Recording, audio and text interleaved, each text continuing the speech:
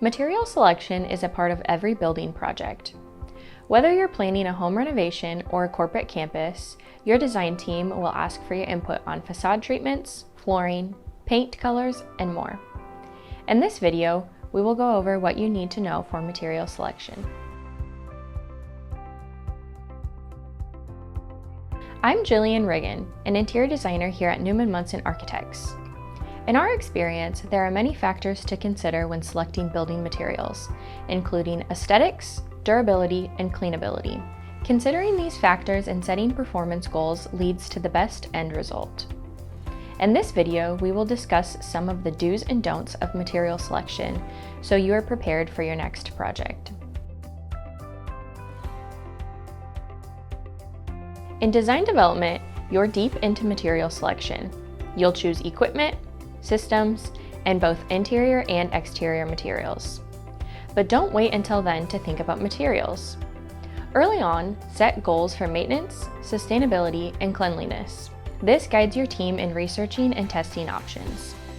Setting goals early smooths the process. When selecting materials, you'll have a clear criteria to weigh your options. Talking to building occupants is key in any project. Early on, the design team should connect with them through surveys and workshops to grasp their needs. Your maintenance and facilities crew are a top priority when it comes to picking materials. Think about their daily tasks and how your choices affect them. Durable materials and a streamlined palette can simplify cleaning and upkeep, which will cut costs in the long haul. Consulting your staff can boost efficiency, saving you money down the road. When picking materials, it's tempting to follow trends, but trends quickly date a space, leading to costly redesigns. Instead, team up with your designers for a timeless look. Choose natural materials and neutral colors. Add personality with trendy accessories or artwork. They are easier and cheaper to update than permanent features. When starting a project, costs are a priority. Opting for cheaper materials can raise long-term expenses.